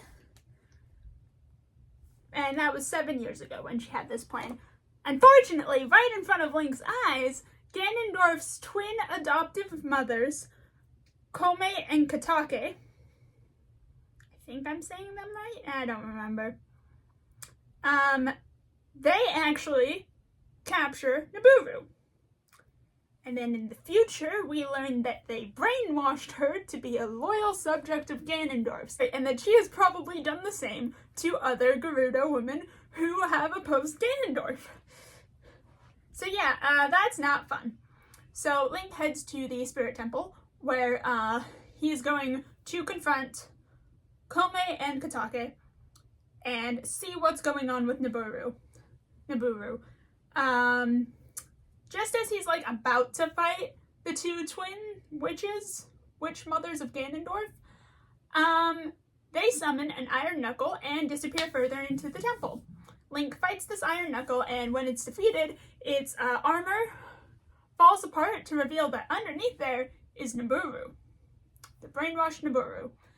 And before anything else can happen, Kome and Katake take Nabooru away and wait for Link to fight them in the boss chamber. And so he does, and they turn it into their, they do a fusion. They fuse together into the boss Twin Rova, and then Link defeats them, and it is then that Nabooru is awoken as the Sage of Spirit. So now, we have our 7 sages awakened. Sage count is Saria, the Forest Sage, Darunia, Sage of Fire, Ruto, Sage of Water, Impa, Sage of Shadow, Nabooru, Sage of Spirits, and not on this board is Ramu, Sage of Light, and Zelda, the leader of the sages.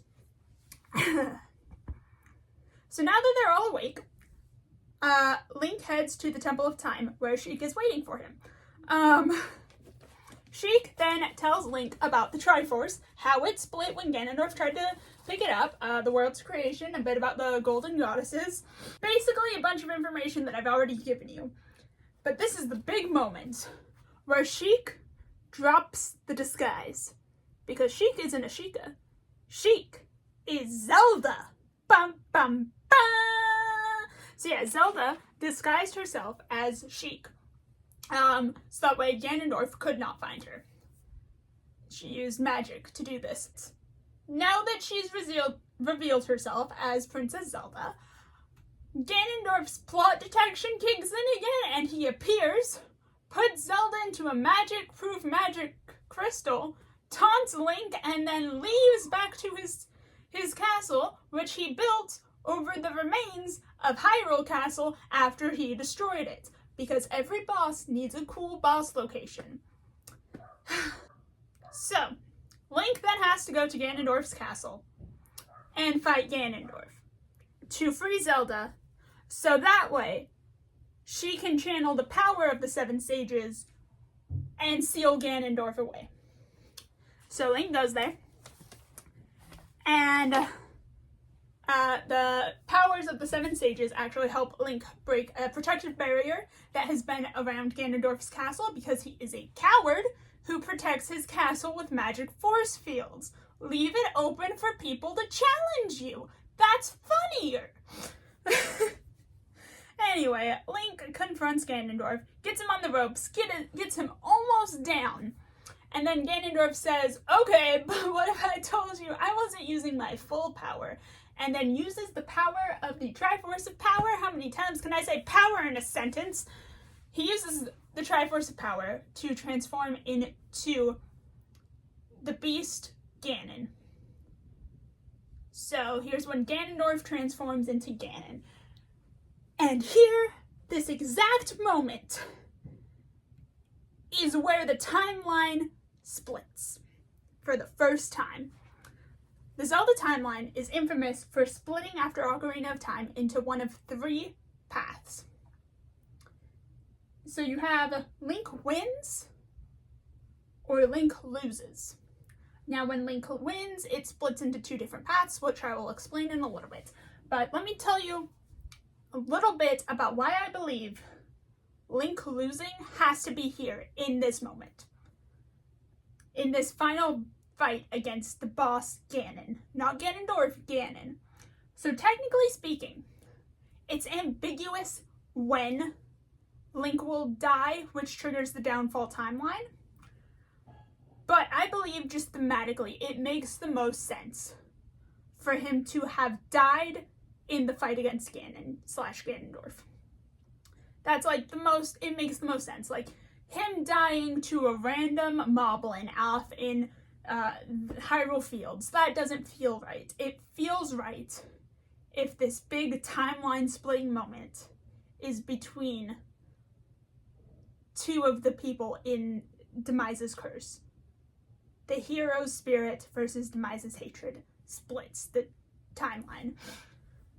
And now, we also know that the sages have to be awakened before Link officially dies. Like, that's one of the things that has to be, like, because after Link dies, the sages do manage to seal Ganondorf away still, and I'll explain that when I eventually explain the downfall timeline, which is not now. But here's my take. I believe that it's not the fight against Ganondorf when Link loses. It's the fight against Ganon, because for the rest of the downfall timeline, we never see Ganondorf again. We only see him as the boss form Ganon, which makes me believe that when he finally gets the Triforce, when he finally wins, he is in Beast Ganon form. And that is how he will stay. So yeah, welcome to the very first split in the timeline. So let me throw this up here. So our first split takes place in the battle against Ganon, and in this version, Link, the hero of time, loses the fight. So the hero dies over here. And then here, Link wins. Link beats Ganon. And along with the sages and Zelda, they seal Ganon and Ganon/Ganondorf away. And with that, I can actually get rid of all of these. After Link defeats Ganon and Ganondorf is sealed away, Zelda confronts Link. He has put the Master Sword back in its pedestal for the final time, and Zelda talks to Link about how bad she feels for him having to have lost all of his childhood, 7 years of his life gone. And so she uses the Ocarina of Time to send him back in time between when the Great Deku Tree died and him retrieving the other Spirit Stones. And it tells him to warn her father, the king, about what Ganondorf is going to do, what the future is. Because one 10-year-old telling an adult something, not believable. You can't trust a single thing they say. 2 10-year-olds telling you somebody's evil? That's an evil person. No, but I like to imagine Link said that he was sent by the Great Deku Tree to warn the king, and that gave him legitimacy, and that he also could use the claim that he was a child with foresight. He could see the future, and that is why the king believed him about Ganondorf instead of believing his daughter when she first tried to explain it to him. So yeah, from here, the timeline splits again, from Zelda sending Link to the past. In the new timeline, where Link warns the King of Hyrule, this becomes the child timeline. So that goes directly here. Meanwhile, you have the adult timeline, where we follow the events of Ocarina of Time, but instead of following Link, we continue down the path where all the events of Ocarina of Time happened, and the world after Link is sent to the past. So that makes up the adult timeline. So yeah, you've got the simple timeline split, all occurring from one game. Because time travel is a bad idea. Don't mess with it. That's how you get complications. Ignore this. Just ignore it. I jumped the gun, did all of this section, and then realized I hadn't filmed like my extra thoughts about Ocarina of Time and things to know about Ocarina of Time. So we're back. And we're just gonna ignore this. Okay, so first thing about Ocarina of Time that I need to talk about. I forgot that I have this. This is the Ocarina of Time. I should have been wearing it or had Bidoof hold it for the entire time that I talked about Ocarina of Time. It was literally right over there. So like, I'm super angry at myself, but I'm not refilming any of that. So instead, I'm gonna wear it now, and I'm gonna wear it when we get to Majora's Mask. That's a lie. I'm gonna have Bidoof hold it. You are the master of time now, Bidoof. There, Bidoof is gonna hold it and pretend he's playing it this whole time. Second thing about Ocarina of Time. There's this place called Lon Lon Ranch. Very important place, okay? And technically it has existed since Minish Cap, but it wasn't that noticeable in Minish Cap. They were just NPCs that you talked with sometimes. You had to go through their ranch at one point. You had to open their house. It doesn't matter. They matter, though, in Ocarina of Time, because the owner, his name is Talon. This is Talon. And this is his daughter, Malon. In case you're wondering, the ones back here were also named Talon and Malon. It's a thing. It will continue to happen. So Link meets Malon as a child. I can't remember if it's during his initial quest or if it's when he goes back in time, but it doesn't actually matter because he helps Malon out. And in the end, he goes back to Lon Lon Ranch, and there he meets this lovely horse, Epona. This will be Link's horse for both the child and adult parts of the game. We love Epona. It was Lon Lon Ranch. Let's see, what was 3? 3! The Sand Temple. Sorry, that's a lie. The Spirit Temple has this giant statue of the Sand Goddess. We don't know who this is. And sometimes I just lay awake at night thinking about it. It's one of the many things that stops me from sleeping. It's ridiculous that that stops me from sleeping, but it does. Is she the goddess of time? Because that would make sense with like an hourglass. Goddess has sand, hourglasses have sand, but we don't know. We don't know who she is. But yeah, I think that's my ending thoughts on Ocarina of Time. Fun theory. I'll throw in a theory for Ocarina of Time. It is theorized that the titular Ocarina of Time is made out of the time stones that you would use in the desert with the robots back in Skyward Sword. Fun! What else? I feel like I had something. Oh yeah! I've been forgetting to do it! Is Zelda and Link canon? Let me tell you. I think this one's canon. We already established that. Minish Cap and Four Sword. I think it's too strong of their friendship to say it's not canon, but it's on the fence. Like, I can understand if it's canon, but also I just think they're really cute friends, and sometimes you just want them to be friends. So, like, it's both. Not canon. Not canon. I might argue that maybe in the adult timeline, Zelda had an unrequited crush on Link, and maybe it was a little bit requited when he was the adult Link, but in terms of child timeline, not canon. Because we have evidence to say that Link ended up with Malon. So yeah, not canon. And here also not canon, because Link is dead. Yeah, I think that's it. So yeah, I'm actually going to continue down through the adult timeline because I like to work this way because I don't actually care that much about the adult timeline. I don't like the ocean. And for those who know, we'll get it. For those who don't know, we'll learn soon. Then I go to the child timeline because it's middle, it's mid. Just kidding, I'm kidding. Don't kill me. And then I head to the downfall timeline, which is my favorite. I'm sorry, I'm incredibly biased towards the downfall timeline. Those two links own my heart, and if you're curious about two, we'll get to it. But yeah.